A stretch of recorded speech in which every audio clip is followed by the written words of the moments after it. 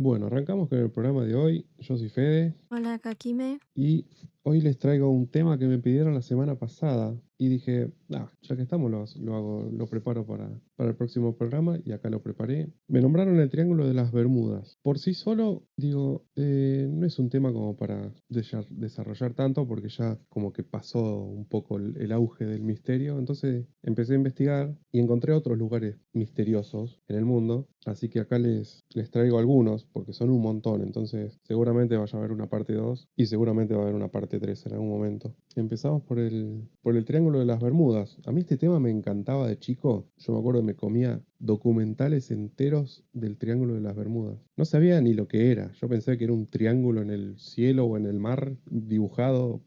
Me imaginaba cualquier cosa. Pero uno cuando se pone a investigar encuentra la verdad cosas bastante heavies, bastante extrañas. Así que esta semana me estuve comiendo documentales como cuando era chico y había muchas cosas que no, la verdad que no las sabía. Bueno, hola a todos, primero en el chat. Antes de empezar quiero decir que nos sigan en las redes, a Quimeralas, sigan el Instagram del podcast, Viernes de lo Extraño en Instagram. Así también me sugieren temas como me sugirieron la semana pasada o si me quieren contar sus experiencias extrañas. A ver, acá no vamos a juzgar a nadie, así que podés venir tranquilo a contar como vos quieras. Si me lo querés escribir en un mensaje, si me querés mandar un audio y si te animás y querés venir, nosotros estamos en vivo casi todos los viernes y querés venir a contarlo en vivo, bienvenidos sos. Bien, bueno, arrancamos con el Triángulo de las Bermudas. ¿Qué es? Bueno, es una región del Océano Atlántico Norte que forma un triángulo imaginario entre Miami, San Juan, Puerto Rico y las Islas Bermudas. Es un área de aproximadamente 1.100.000 kilómetros cuadrados, famosa por la misteriosa desaparición de embarcaciones, aviones y personas. Durante décadas han sido escenario de fenómenos inexplicables, errores de brújula, interferencias de la radio, bancos de niebla eléctrica y testimonios de eventos fuera de lo normal. Lo extraño es que, a pesar de los avances científicos, no hay una explicación concluyente. Algunas teorías hablan de campos magnéticos anómalos, tormentas invisibles, portales dimensionales e incluso actividad extraterrestre. Bueno, yo enumeré casos de desapariciones o casos extraños que se dieron acá, y uno de los casos es el vuelo 19, en 1945. Es el caso más emblemático. 5 bombarderos TBM Avengers de la Armada estadounidense despegaron desde Fort Lauderdale para un entrenamiento. A mitad del vuelo, el líder del escuadrón, el teniente Charles Taylor, comenzó a enviar un mensaje desesperado. No sabemos dónde estamos, todo parece extraño, no puede ver el mar. Las brújulas dejaron de funcionar y los pilotos perdieron orientación. Nunca regresaron. Lo más inquietante, un hidroavión enviado para buscarlos también desapareció con sus 13 tripulantes. O sea que en total, 6 aeronaves y 27 hombres desaparecidos sin dejar rastro. Este es el caso que más se investigó y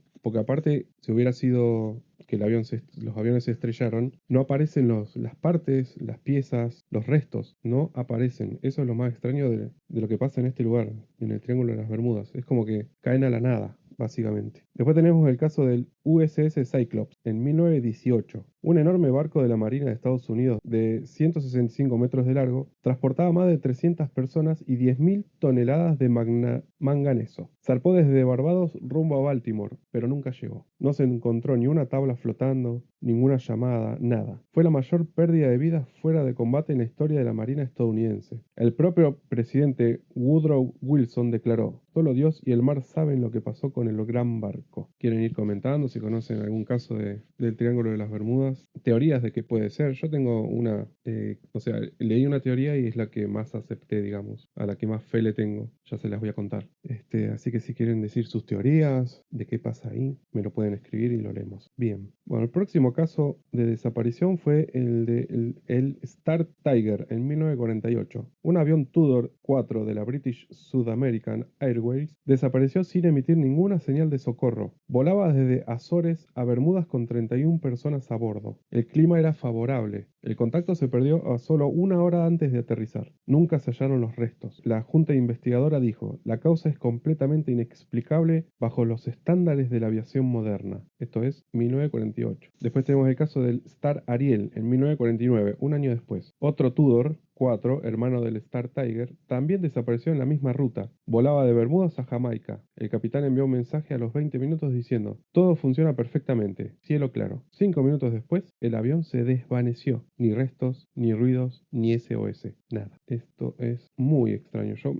Es un tema que me apasiona, te juro. Ok, bueno, después tenemos el caso del avión del piloto Bruce Hernon en 1970. Uno de los pocos sobrevivientes, Hernon, volaba una avioneta Beechcraft con su padre y un socio. A mitad de vuelo, una nube extraña comenzó a rodear el avión y formó un túnel con una luz opaca. Al atravesarlo, todos los instrumentos dejaron de funcionar. Cuando salieron estaban sobre Miami, habiendo recorrido 300 kilómetros en menos de 3 minutos. Hernon aseguró que vivió un fenómeno de distorsión de espacio-temporal. Este caso yo lo vi una vez en una entrevista en Discovery. Y hay varios casos de estos, como que atraviesan, entran como en esa nube sobre el Triángulo de las Bermudas y aparecen kilómetros más allá. O es más, hay un caso que yo no lo o sea, no lo puse en el guión, que me acabo de acordar ahora, que era un avión de combate atravesando el Triángulo de las Bermudas. El avión de combate desaparece totalmente y aparece directamente en un hangar cerrado. O sea, estaba el avión y el piloto creo que estaba descansando. O sea, fue como Arre. un salto en el tiempo tremendo. Sí, sí, sí. Esto me acuerdo porque yo me comía los documentales como ya le estaba diciendo, entonces me acuerdo. No me acuerdo el nombre, no me acuerdo nada, pero me acuerdo de esa situación, como que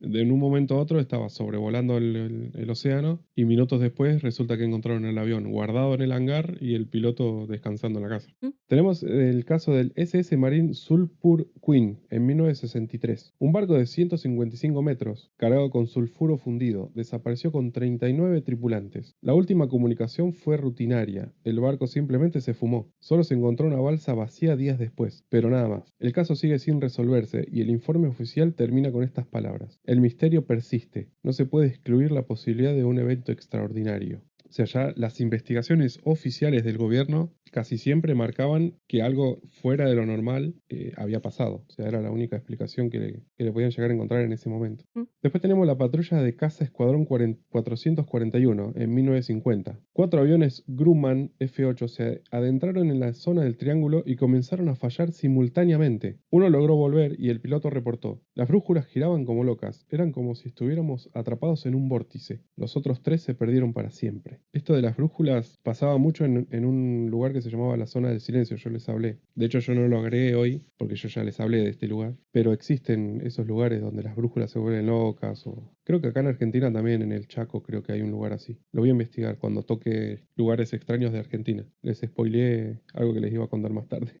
Pero bueno, creo que hay una zona así, como que las brújulas se vuelven locas, las señales de radio también como que se desvían o no llegan o Ujú. no salen. Bueno, después tenemos el caso de Ellen Austin, en 1881. Un barco mercante encontró una embarcación a la deriva en perfectas condiciones, sin un alma a bordo. La tripulación del Ellen Austin decidió abordarla y llevarla a su destino, pero al separarse, la misteriosa nave desapareció con los marinos que se habían subido. Días después reapareció vacía otra vez. El ciclo se repitió y luego nunca más se volvió a ver. O sea, ¿se entendió? Encontraron un barco a la deriva. El barco estaba totalmente vacío. Ordenó a la mitad de su tripulación o a parte de su tripulación que la aborde para llevarla a su destino, pero esas personas también desaparecieron. Y después lo que se desapareció fue directamente el barco. Extrañísimo. Después tenemos el caso de un avión comercial que volaba desde San Juan a Miami con 29 pasajeros en 1948. A solo 80 kilómetros del destino, el piloto envió: estamos a punto de aterrizar, todo en orden. Pero nunca llegaron. Nunca se detectó un impacto y la Guardia Costera dijo: desapareció como si nunca hubiera existido. Es tremendo. Es tremendo cuando... Y estos casos hay muchos. Yo puse los más relevantes o los que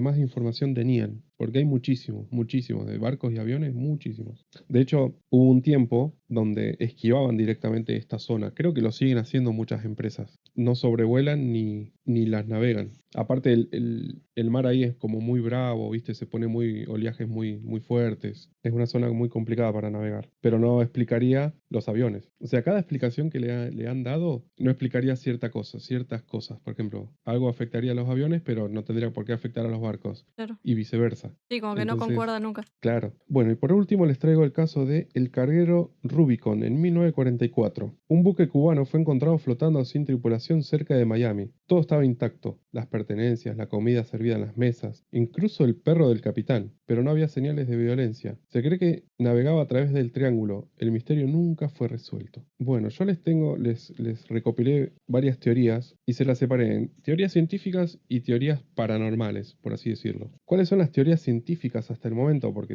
han estudiado mucho esta zona. Bueno, la primera es echarle la culpa a los pilotos y a los capitanes, ¿no? Es la más fácil para explicar estas cuestiones. Algunos expertos sostienen que la zona es altamente transitada y propensa a tormentas repentinas, con corrientes impredecibles, bancos de niebla y navegación difícil. En muchos casos atribuyen los incidentes a fallas humanas o desorientación en condiciones adversas. Pero estamos en la misma. ¿Por qué no se explica que no encuentren restos? Que las brújulas fallen, que justo 3 aviones o 4 aviones en simultáneo empiecen a fallar. Eso no lo puede explicar una tormenta fuerte. Después tenemos gases de hidrato de metano. Esta teoría es la que yo más banco. Ahora les cuento qué dice. Científicos han descubierto que en el fondo marino del triángulo hay bolsas de gas metano congelado. Cuando este gas se libera de forma violenta puede reducir la densidad del agua, haciendo que un barco se hunda de inmediato sin dejar rastro. También puede afectar aviones si es expulsado en grandes cantidades. O sea, esta teoría yo la escuché también en un documental, la pusieron a prueba y puede hundir barcos y derribar aviones. Es la única teoría que concuerda con lo que más o menos pasaría, salvo los testigos que dicen que las brújulas le fallaron, los saltos temporales, eso sigue sin explicación, ¿no? Mm. Pero para encontrar una explicación científica a las catástrofes puede ser esto, que todo esté en el fondo en el fondo marino por este metano y al ser el agua menos densa, los objetos se pueden hundir más fácilmente. Entonces, ¿qué pasa? Esta burbuja de metano, si bien hace el agua menos densa, entonces el barco se hunde, se eleva en el cielo, hace como una gran turbulencia, por así decirlo, y eso es lo que precipitaría los aviones al mar. Es una de las teorías más expuestas por los científicos. Después tenemos anomalías magnéticas, otra teoría. Se ha registrado que en ciertas partes del triángulo las burbujas dejan de apuntar al norte magnético y se desorientan. Aunque no se sabe exactamente por qué, se barajan alteraciones naturales en el campo geomagnético terrestre. Como yo les decía, hay ciertas zonas de la Tierra que no se sabe si es por minerales, fallas geológicas, lo que sea, las brújulas, las señales de radio, y eso pueden fallar. Ya les digo, creo que en Chaco, en nuestro país, hay una zona así, creo. Después tenemos microclimas y tormentas súbitas, como les decía, la atmósfera sobre el triángulo puede generar tormentas eléctricas de aparición inmediata y columnas de aire llamadas nubes hexagonales, que podrían producir vientos de más de 270 km por hora. Estas ráfagas podrían derribar aviones o hacer naufragar embarcaciones sin previo aviso. Y después tenemos las corrientes oceánicas que son traicioneras, pero no explicaría los aviones. Una de las más fuertes del mundo sería la corriente del Golfo. Cruza el triángulo, es capaz de arrastrar rápidamente restos de naufragio o aviones, dificultando su localización. Lo que desaparece allí es como si se lo tragara el mar. Claro, es lo que yo les digo. Tiene que ser, si es algo natural, tiene que ser una combinación de cosas, de cosas climáticas, geológicas, todo para que el objeto que caiga ahí y cayó simplemente desaparezca, pero es mucha casualidad. Pero bueno, después tenemos las teorías paranormales. Una sería portales dimensionales. Algunos investigadores del misterio aseguran que en esta zona hay una falla espaciotemporal, una especie de portal interdimensional o vórtice energético que podría transportar objetos y personas a otras realidades. Esto explicaría desapariciones sin rastro. Después tenemos la tecnología Atlante. Una teoría popular indica que bajo las aguas del triángulo yacen los restos de la Atlántida, perdón. La mítica ciudad perdida, supuestamente antiguas máquinas de energía aún activas, estarían interfiriendo con las brújulas y los sistemas electrónicos modernos. Es una teoría bastante fumada, pero bueno, hay alguna gente que los cree, que debajo del Triángulo de las Bermudas se encuentra la Atlántida. Después tenemos la teoría de que existen bases extraterrestres submarinas. Hay quienes creen que civilizaciones alienígenas utilizan el triángulo como base de operaciones bajo el océano. Las desapariciones serían abducciones o accidentes relacionados con su tecnología. Incluso hay reportes de ovnis saliendo o entrando al mar. Y bueno, después la última teoría, que esto ya sería una conspiración, que serían experimentos militares secretos. Teóricos de la conspiración sostienen que gobiernos, en especial el de Estados Unidos, han realizado experimentos electromagnéticos o de invisibilidad en esta región, pero algo salió mal y se sigue ocultando. Terrible. Sí, y esto sería el Triángulo de las Bermudas, el primer lugar misterioso que les traigo.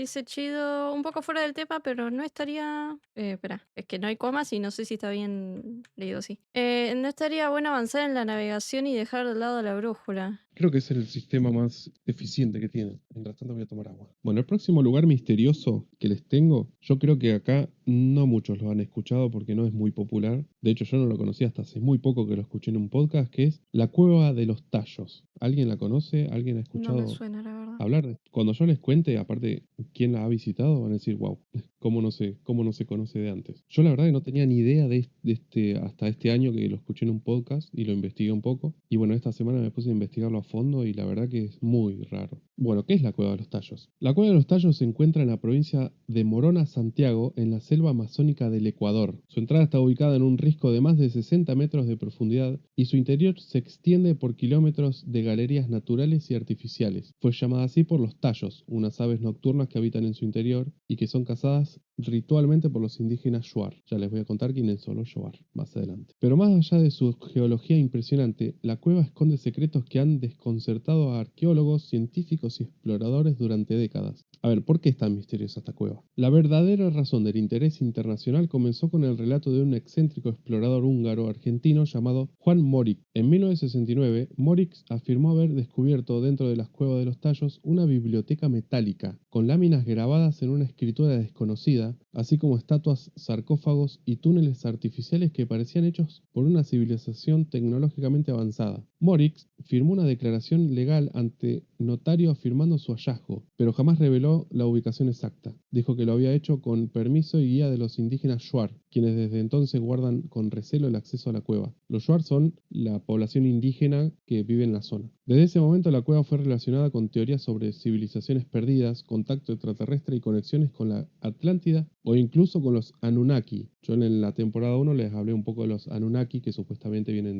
del planeta décimo que se aproxima cada 2000 años para refrescarles un poquito la memoria. En realidad lo que estaba haciendo este Moritz él quería encontrar una cueva o un sistema de cuevas que uniera, yo no me acuerdo qué distancia, pero él quería cartografiar el sistema de cuevas desde Colombia, creo, hasta Ecuador. Él quería cartografiar todo ese sistema de cuevas y bueno, se encontró con esta cueva tan rara y tan extraña y supuestamente vio todo esto que describió. Pero bueno, hay una expedición que se hizo en 1976, liderada por el escocés Stan Hall, contó con un miembro sorprendente, Neil Armstrong, o sea, el primer hombre que pisó la Luna. Ahora, ¿por qué un astronauta participaría en una misión espeológica en la selva ecuatoriana? Armstrong no dio explicaciones claras, pero tras regresar de la cueva declaró, es una de las experiencias más extrañas que he vivido. Estar ahí abajo te hace cuestionar muchas cosas. Hay túneles que no parecen naturales. O sea, esto lo está diciendo un astronauta que pisó la Luna y dijo que es una de las experiencias más extrañas que vivió. O sea, superó a su viaje al espacio. La expedición, a pesar de su magnitud, más de 100 personas, helicópteros, científicos, espeólogos y militares, no encontró evidencia pública de la biblioteca metálica, pero muchos creen que sí hallaron algo, pero lo ocultaron. Los exploradores, durante años, reportaron galerías perfectamente rectangulares, como si hubieran sido cortadas con láser, con ángulos de 90 grados y paredes lisas, algo imposible de explicar como una formación natural en una cueva de caliza, o sea, de piedra caliza. Stan Hall escribió, nos encontramos con pasillos que parecían más parte de una construcción subterránea que de una caverna natural. La perfección geométrica era desconcertante.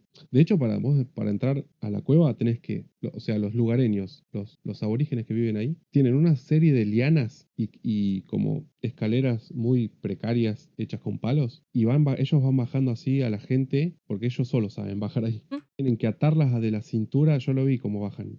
Las atan de la cintura y las tienen que ir bajando por estas cuerdas, estas lianas. Después la gente tiene que ir bajando por estos palos tipo escaleras hasta abajo. Son como 60 metros. O sea, son 60 metros hasta la entrada de la cueva. Es impresionante cómo tienen que bajar. tranqui. Bueno, como les decía, los indígenas Shuar han contado que en el fondo de la cueva existen estatuas de figuras no humanas. Juan Moritz también mencionó haber visto figuras metálicas de seres con forma de reptil y humano. Una de las leyendas Shuar habla de los guardianes que vinieron del cielo y se escondieron bajo la tierra, dejando sus imágenes para ser recordados. Pero después está la biblioteca metálica. Este es sin duda el corazón del misterio. Moritz afirmaba que la cueva contenía miles de planchas metálicas con símbolos parecidos a una mezcla entre egipcio, sumerio y jeroglíficos muy desconocidos. Erwin von Daniken, autor del Recuerdo del Futuro, popularizó la historia en todo el mundo y escribió: si esas planchas existen, puede ser el mayor hallazgo de la historia de la humanidad, un archivo prehistórico de conocimientos no humanos. Pero hasta el día de hoy ninguna plancha fue presentada oficialmente. Pero algunos creen que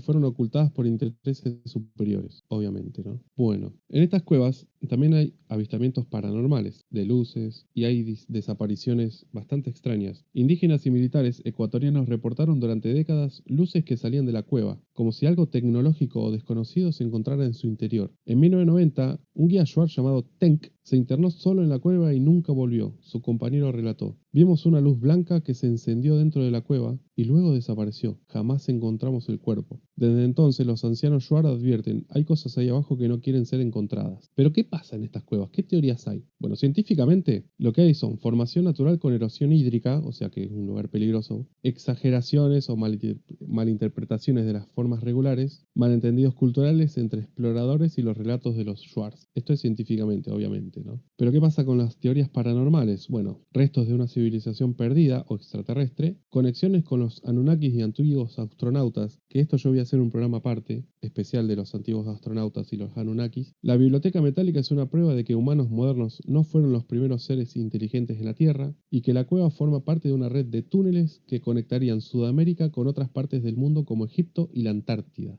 Por eso yo les decía que el primer explorador del que les hablé quería encontrar todas estas conexiones de cuevas desde... Es más, no era desde Colombia, ahora me acordé, era desde el norte de Argentina, Chile, quería conectar Argentina, Chile, Perú y Ecuador en estas cuevas, estas cuevas todas enganchadas. Es posible, siguiendo la cordillera puede ser posible, pero bueno, no sé si lo logró. Creo que llegó hasta cierto punto. Bueno, otro de los famosos que estuvo en estas cuevas fue Will Smith. Ajá. Estuvo en la Cueva de los Tallos. Su visita fue parte de la serie documental de National Geographic titulada Welcome to Earth, estrenada en 2021. En uno de los episodios, el actor descendió a la cueva acompañado de expertos en exploración y miembros del pueblo Shuar, viviendo en carne propia el misterio del lugar. Y por supuesto, él no se animó a entrar. De hecho, no entró. O sea,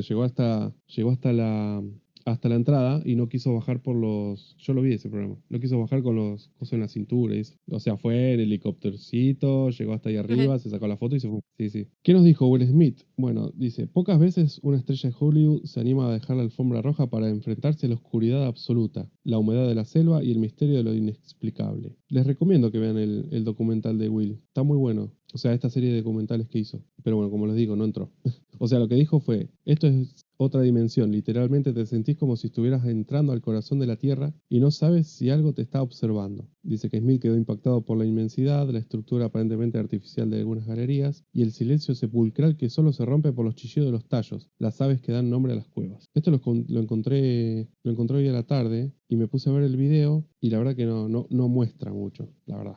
Fue más para la foto que para otra cosa. Pero bueno, nada, es curioso que haya ido, ¿no? Bueno, ¿qué pasa con el pueblo ancestral Shuar? ¿Qué dicen ellos? Bueno, el pueblo Shuar ha vivido en esa región por siglos. No son simples habitantes del lugar, son los guardianes de la cueva. Para ellos, la Cueva de los Tallos no es solo una formación geológica, es un sitio sagrado, un portal a otras realidades, y el hogar de entidades que trascienden la comprensión humana. En sus leyendas, la cueva es conocida como un lugar de conocimiento oculto, presencias espirituales, tecnologías ancestrales que ya no pertenecen a este tiempo. Los ancianos dicen: los blancos vienen buscando oro, tecnología o pruebas, pero esta cueva no es para eso. Aquí se guarda el conocimiento de los antiguos. Solo quien respeta puede entrar y salir. Una de las leyendas más contadas entre los Shuar es la de los seres de abajo, entidades que viven bajo la tierra y dejaron allí sus saberes en formas de láminas metálicas, estatuas y símbolos. No eran humanos, pero tampoco eran dioses. Eran los que caminaban entre ambos mundos. Otro relato popular de este pueblo dice que los ancestros dicen que si uno se pierde dentro de la cueva, no muere, se transforma, se convierte en parte del lugar. Bueno, le hicieron una nota a uno de los guardianes Shuar en este documental de Will Smith y dijo: esta cueva no es de los humanos, nosotros la cuidamos, pero no nos pertenece. Aquí hay cosas que vienen de antes que el tiempo. Si escuchás con respeto podés aprender, pero si venís solo a buscar no encontrarás nada. Así que nada, el último comentario que hizo Will en el documental fue que nunca había sentido algo así,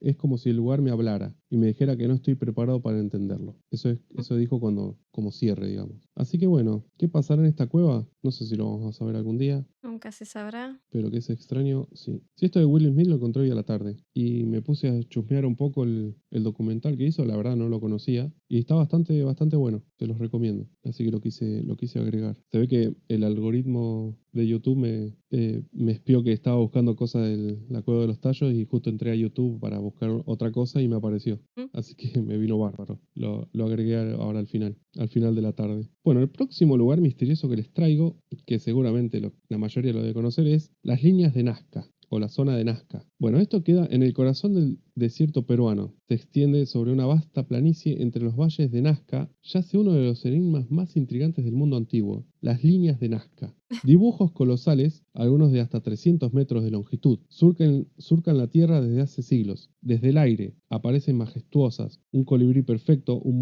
mono de cola espiral, un astronauta, una araña, un perro. Figuras tan precisas y geométricas que parecen diseñadas con tecnología que ni siquiera hoy resulta fácil replicar. ¿Pero qué son? Se tratan de geoglifos, es decir, dibujos realizados en el suelo al remover las piedras oscuras de la superficie y dejar al descubierto el sustrato más claro del desierto. Están ubicadas en el sur de Perú, en la región de Ica, y cubren un área de más de 500 kilómetros cuadrados. Lo más misterioso es que solo pueden verse en su totalidad desde el cielo, o sea, a una cierta altura, serían, no sé, 50, 100 metros en el cielo, ahí puedes notar la figura. O sea, desde tierra no puedes ver la forma que tienen las líneas. Ese es el primer misterio. Algo que ha alimentado durante décadas teorías que van desde lo sagrado hasta lo extraterrestre. O sea, para vos ver que es un mono, por ejemplo, tenés que estar a cierta altura. Y yo ahora les voy a contar más o menos la edad que tienen estas líneas. Es en esa época donde supuestamente se hicieron, no había nada que volara salvo los pájaros. De hecho, las que lo hizo fue una civilización pre-incaica, o sea, antes de los incas. Aunque los habitantes locales siempre supieron de su existencia, el mundo las conoció cuando el arqueólogo peruano Toribio Mejía Chespe las observó desde una colina, pero fue recién con el auge de la aviación comercial en los años 30 que los pilotos comenzaron a reportar figuras gigantescas en la Tierra. La gran difusión vino de la mano de María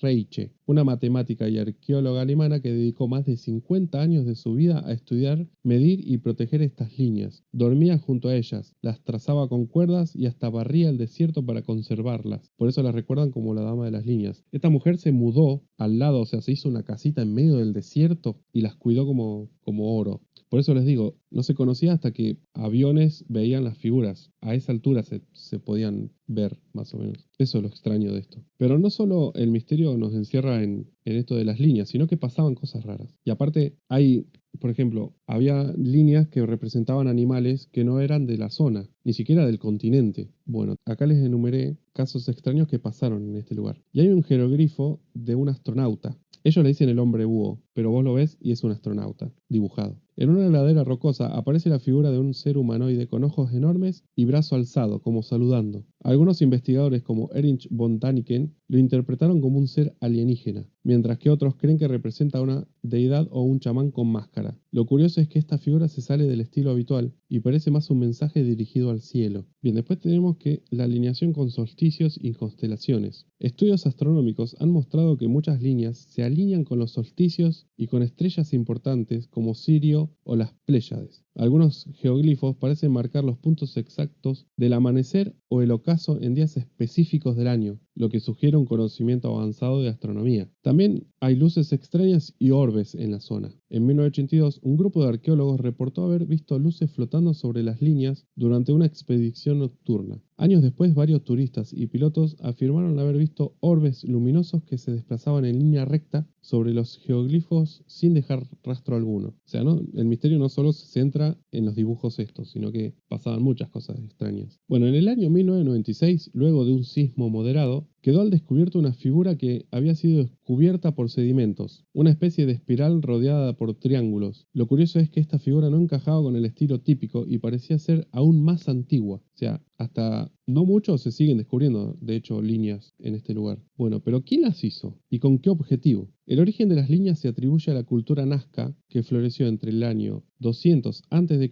y el 600 después de Cristo. O sea, esto es pre-incaico, o sea, antes de los incas. Pero ¿cómo pudieron trazar figuras tan perfectas sin volar? Se cree que usaron varas, cuerdas y simples herramientas para calcular proporciones. Aún así, el grado de precisión sigue siendo asombroso. O sea, para dibujarlo perfectamente a día de hoy hoy, una persona tiene que estar a cierta altura. O sea, es imposible que alguien, o es muy difícil que alguien en tierra pueda dibujarla, imaginársela en la cabeza, porque encima son muy extensas algunas. Bueno, ¿qué dicen las teorías científicas? Dicen que podría ser un calendario astronómico. Eric Bollinger y María Reiche sostuvieron que las líneas eran una especie de observatorio solar y lunar, diseñado para predecir lluvias o cultivos. También pueden ser rutas ceremoniales. Investigaciones más recientes sugieren que muchas líneas eran caminos rituales usados en procesiones religiosas hacia lugares sagrados. O sea, como que las líneas las usaban como para caminar y hacer una procesión. Pero bueno, ¿qué dicen las teorías paranormales entonces? Que son pistas de aterrizajes alienígenas. Erin von Daniken, en su libro Recuerdos del Futuro, planteó que las líneas eran guías para naves extraterrestres y que los Nazca tuvieron contacto con seres de otro mundo.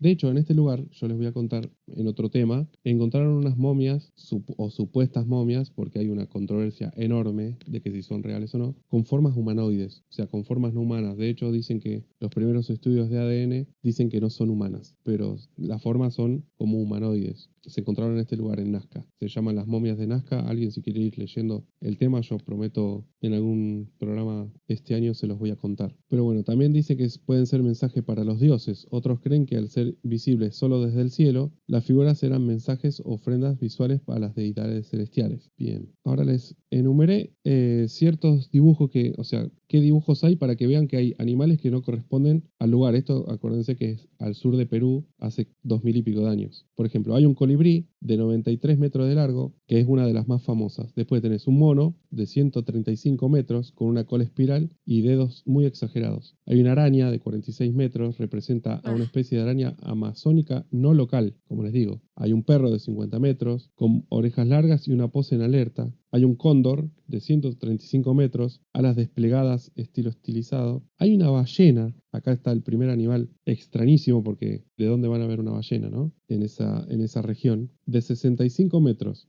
No se conoce mucho y parece emerger del suelo. Hay un pelícano de más de 200 metros, hay un loro de más de 200 metros, hay un gato, el gato se descubrió en el 2020, tiene 37 metros, hay un flamenco que es discutido, algunos dicen que podría representar a otra ave, y después tenemos un astronauta, o a los lugareños le dicen el hombre búho, de 32 metros, tiene ojos grandes y está en una ladera, su aspecto es inquietante, o sea, no está sobre el piso, sino que es una de las pocas que está sobre una montaña, o sea, en la ladera de una montaña. Hay un hombre con los brazos abiertos y después está el hombre cactus, una figura descubierta recientemente con cabeza circular y brazos abiertos. Después hay un árbol de 70 metros y unas manos, una mano con 5 dedos y otra con 4. Se especula que tiene simbolismo religioso. Después hay figuras geométricas y abstractas. Hay espirales, triángulos, trapecios, rectángulos, zigzags, líneas paralelas de hasta 10 kilómetros y algunas que forman que se cruzan como caminos ceremoniales. O sea, hay algunas líneas que solamente son caminitos, se confunden. Bueno, entre 2018 y 2023 se descubrieron varias gracias a los drones y a la IA también. Se descubrió un felino, parecido a un puma o un jaguar, un ave que parece una gaviota, un humanoide con bastón y un pez, que posiblemente sea una orca. Así que hasta el día de hoy se siguen descubriendo líneas, imagínense la cantidad que hay. mm, Bueno, las figuras están tan bien conservadas porque el desierto de Nazca casi no tiene viento. O sea, por eso ustedes pónganse a pensar que la morfología de los lugares siempre está en cambio, o sea, en erosión y esas cosas. Pero al no haber viento, la erosión es mucho más lenta, más que esta señora que les conté que vivió al lado, las protegió durante 50 años. Yo calculo que ahora hay más gente, el gobierno las cuida. Y bueno, la mayoría se encuentra en el sur de Perú, pero también hay algunas en otras localidades cercanas a Palpa y otras ciudades. Bien. Así que así terminamos el lugar misterioso de las líneas de Nazca. Bueno, entonces les traigo el último lugar misterioso de hoy, porque seguramente haga una parte 2, porque hay muchos. Pero bueno, este lugar lo van a conocer seguramente, que es Stonehenge, o Stonehenge. No sé cómo se pronunciará, pero es el círculo de piedras tan sí. famoso. Ha salido en películas. Pero bueno, ¿qué es esto? ¿Qué es este lugar? En las vastas llanuras de Salisbury, al sur de Inglaterra, se alza uno de los monumentos más enigmáticos de la humanidad, Stonehenge. Un círculo de piedra gigantesca dispuesta con una precisión precisión inquietante que ha desafiado el tiempo, las invasiones, las tormentas y las certezas. Construido hace 5.000 años, este conjunto megalítico no solo es uno de los sitios arqueológicos más antiguos del mundo, sino también uno de los más misteriosos. ¿Quién lo construyó? ¿Cómo lograron mover piedras de más de 40 toneladas desde lugares situados a cientos de kilómetros? Y sobre todo, ¿para qué? Las piedras están dispuestas en forma de círculo, algunas en pie y otras coronadas por disteles horizontales, como si fueran puertas hacia lo desconocido. A lo largo de los siglos, Stonehenge ha sido asociado a cultos solares, rituales druídicos, observatorios astronómicos e incluso portales interdimensionales. Pero bueno, ¿qué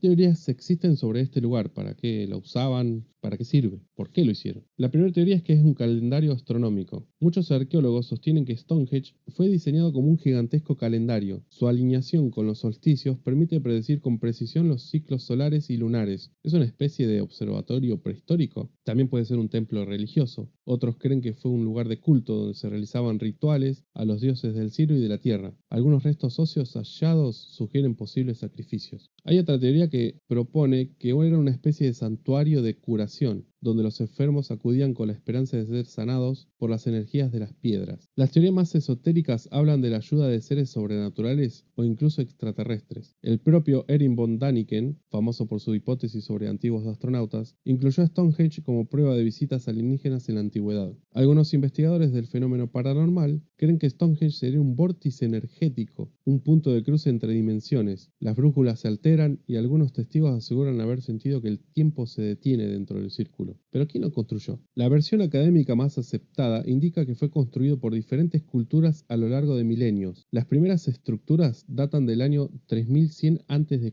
o sea, hace 5100 años. Pero las piedras grandes fueron erguidas hacia el 2500 a.C., o sea, 600 años después. Los pueblos neolíticos de la región, sin herramientas ni hierro, ni tecnología de rueda, habrían transportado estas piedras desde Gales a más de 200 kilómetros. ¿Cómo lo lograron? Esa sigue siendo una de las preguntas sin respuesta. A lo largo de los siglos, Stonehenge ha sido el epicentro de sucesos tan extraños como fascinantes. El primer caso paranormal que sucedió en estas piedras fue en agosto de 1971. Un grupo de jóvenes hippies acampó dentro del círculo de piedra. En plena noche, según el informe policial, un rayo impactó en la zona durante una tormenta súbita, iluminando el monumento con una luz azulada. Dos testigos a la distancia, un granjero y un oficial de policía, afirmaron haber visto una esfera de luz blanca envolviendo las piedras. Cuando llegaron al sitio, los estudiantes no estaban. No se encontró rastro alguno, solo quedaron las tiendas de campaña destrozadas. Hasta el día de hoy, nunca se supo qué fue de ellos. Bueno, durante una excavación de rutina en el 2002, cerca del Trilito Central, arqueólogos británicos descubrieron un pequeño pozo perfectamente redondo, de poco más de 60 centímetros de diámetro. Al intentar explorarlo con una cámara, el cable se cortó de forma misteriosa. Cuando intentaron acceder manualmente, el pozo desapareció durante la noche. Al día siguiente no había ni rastro. Se barajó la hipótesis de una ilusión óptica o sabotaje, pero el hecho quedó sin explicación. Después hay avistamientos de ovnis. La noche del solsticio de verano de 1997, un grupo de druidas modernos celebraba un ritual en el círculo. Uno de los presentes, el investigador Michael Reed, afirmó que una esfera metálica flotó en silencio sobre las piedras durante más de 30 segundos. Docenas de personas lo vieron y fotografiaron, aunque muchas imágenes salieron distorsionadas o completamente en negro. Según testigos, el aire se volvió pesado y denso, como si el tiempo se ralentizara. O sea, en estas piedras pasa de todo. Ahí Ahora van a ver dicen que son los pies de los Moai. de los Moai. Bien, después tenemos el efecto de desorientación temporal, que pasó en 1988. El escritor escocés Patrick Wilson, autor de ensayos sobre lugares mágicos, reportó que al ingresar solo a Stonehenge en una visita guiada, experimentó un episodio de pérdida de tiempo. Creyó haber estado dentro del monumento por unos solo 10 minutos, pero su reloj y los organizadores indicaron que habían pasado más de 2 horas. Wilson asegura que sintió un zumbido sordo en los oídos y una presencia que lo observaba desde las piedras. O sea que pasa de todo en este lugar. En 2013, una pareja de turistas alemanes reportó haber fotografiado una figura alta, encapuchada, caminando lentamente entre las piedras en una mañana brumosa. Pensaron que era parte del tour, pero al revisar con los guías aseguraron que nadie más estaba allí. En la foto se aprecia claramente la imagen, pero en una toma siguiente desaparece entre la niebla sin dejar huella. La imagen fue analizada por expertos sin encontrar indicios de montaje. Yo les voy a poner, si me acuerdo, la foto en el Instagram. Así que...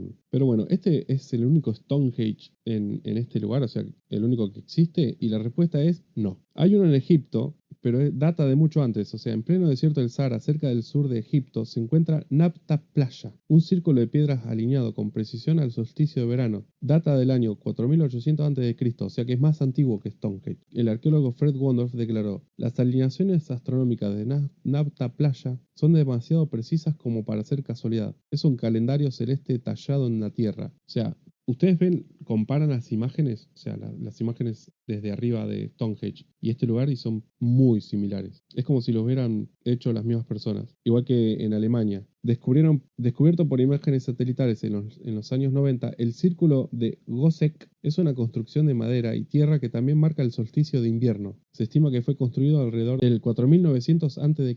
Lo llamaron el Stonehenge alemán, por su semejante y asombrosa semejanza. Es como si una persona en esos años hubiera recorrido el mundo y hubiera hecho estos círculos extraños, o un grupo de personas, porque fueron más o menos sobre los mismos años, como pueden ver. Hay otras en Perú, hay otras en Escocia, en Malta. O sea, ¿qué es esto? ¿Una red global de alineación? De hecho, creo que alguien, o sea, creo que lo investigué, sí, acá está. Si conectamos estos puntos en un mapa mundial, forman una suerte de red planetaria, alineados con líneas ley, rutas magnéticas invisibles que algunos creen que recorren la Tierra. O sea, esto no puede ser casualidad, alguien lo tiene que haber diseñado. Así que Erich von Daniken, que es el que estudió todos estos casos, dijo: o estas culturas se copiaron unas a otras sin conocerse, o hubo una inteligencia superior que las guió desde los cielos. Que bueno, acá terminamos con Stonehenge y los demás Stonehenge que hay en el mundo. Espero que les haya gustado el tema de hoy. Bueno, y para terminar les traigo la